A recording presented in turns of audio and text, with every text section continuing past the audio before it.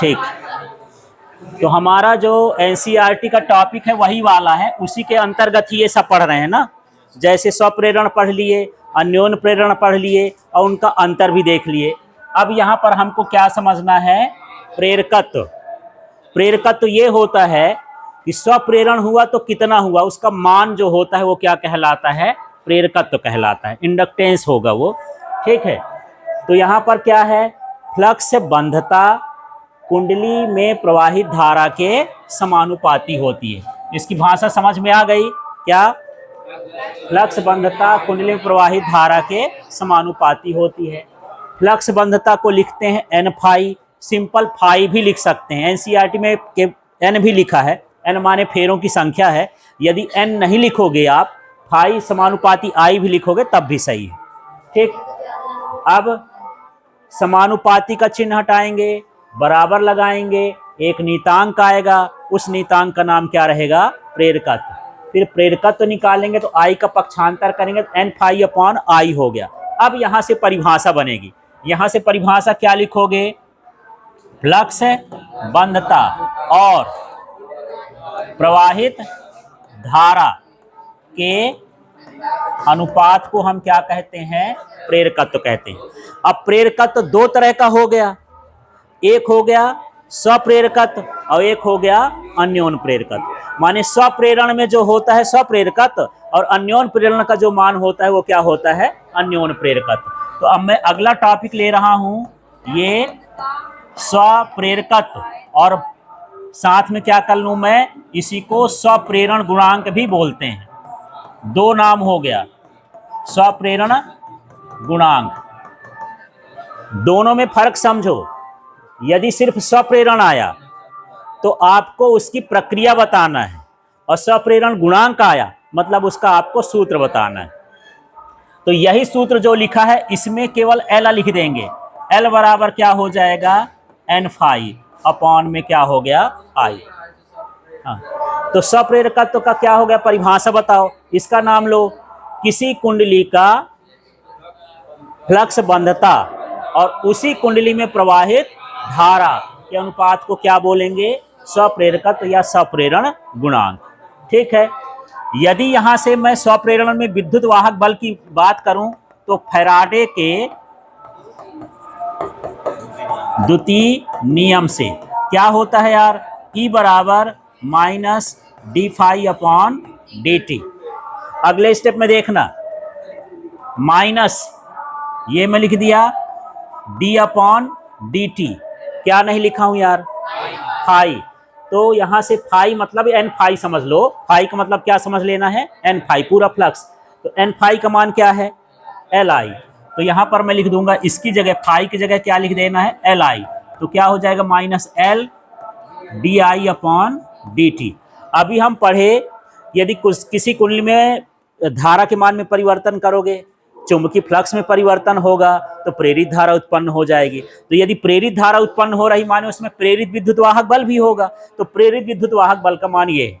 यदि धारा निकालोगे आप तो इससे निकाल सकते हैं प्रेरित विद्युत वाहक बल का मान इस तरह से।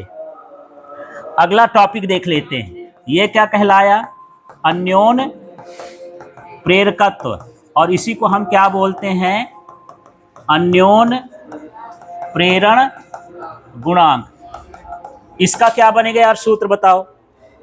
इसको L की जगह क्या लिखेंगे, M, और यहां क्या हो जाएगा, N फाई, और यहां पर मैं फाई 1 कर देता हूं, यहां पर I2 कर देता हूं।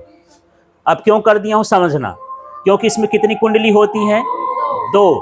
तो ये देख सकते हैं कि पहली कुंडली का फ्लक्स बंधता और द्वितीय कुंडली में प्रवाहित धारा के अनुपात को अन्योन प्रेरकत्व कहते हैं, ठीक है।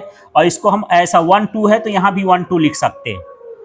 चलिए परिभाषा करते हैं फिर से, क्या हो जाएगा अन्योन प्रेरकत्व यार, पहले 1 नंबर का डाल दो, पहली कुंडली की फ्लक्स बंधता, और फिर 2 नंबर दूसरी कुंडली में प्रवाहित धारा के अनुपात को अन्योन प्रेरकत्व कहते हैं। तो अब यदि इसमें मुझे चाहिए कि विद्युत वाहक बल का मान कितना होगा, तो यहां पर मैं लिख दे रहा हूं, E बराबर क्या है, minus d phi upon D t. ये कहां से ले रहे हैं, फैराडे के द्वितीय नियम से। यदि आप कंफ्यूज होते हो ये फाई लिखने से तो n भी जोड़ सकते हैं, तो यहाँ पर क्या हो जाएगा वैसे यार, यदि मैं 1 2 ना लिखूँ तो क्या हो जाएगा, mi होगा। यहाँ पर क्या हो जाएगा, mi, तो minus D upon D T, यहाँ क्या हो जाएगा mi, तो मेरे पास E बराबर क्या बचेगा, minus D I upon D T. इस तरह से ये विद्युत वाहक बल का सूत्र होगा। ठीक, चलो दोबारा से समझ लेते हैं और इसके बाद फिर इसको आपको करना है। ये सारे प्रेरकत्व हैं, इन सभी का मात्रक क्या होगा, एसआई मात्रक हेनरी, और ये क्या हो जाएगा अदिश। चाहे वो अन्योन प्रेरकत्व पूछे, चाहे स्वप्रेरकत्व पूछे, या सिर्फ प्रेरकत्व भर पूछ दे, सबका मात्रक क्या समझना है, हेनरी। और चाहे ये सारे राशि कौन सी हैं, अदिश राशि।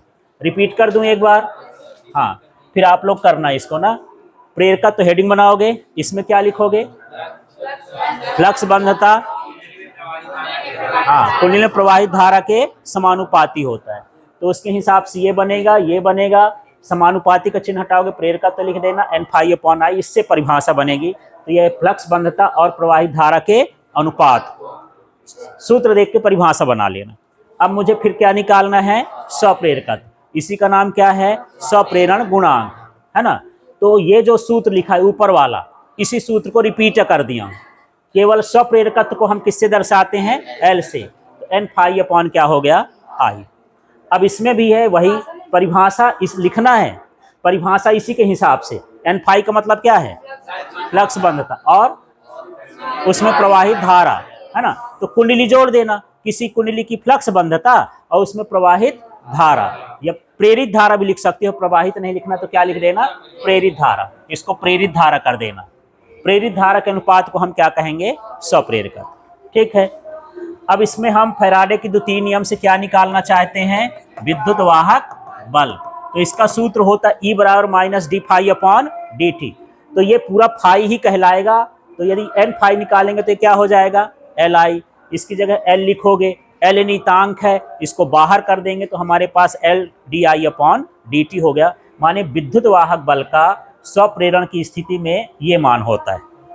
ठीक है, फिर हम करेंगे अन्योन प्रेरकत्व। ये सूत्र तो मैं लिख दिया हूँ, यदि आपको लगता है कि मैं ये फाई वाई ना लिखूं तो ना भी लिखोगे तो कोई दिक्कत नहीं, परिभाषा में लिख देना। परिभाषा में ये कि पहली कुंडली का फ्लक्स बंधता और दूसरी कुंडली की प्रेरित धारा के अनुपात को हम अन्योन प्रेरकत्व कहते हैं।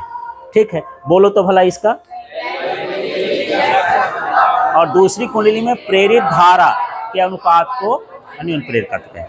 तो दूसरी कुंडली में प्रेरित धारा तो है, पर उसका विद्युत वाहक बल कितना है, तो फिर से हम यहाँ फैराडे के द्वितीय नियम से क्या निकालेंगे, विद्युत वाहक बल।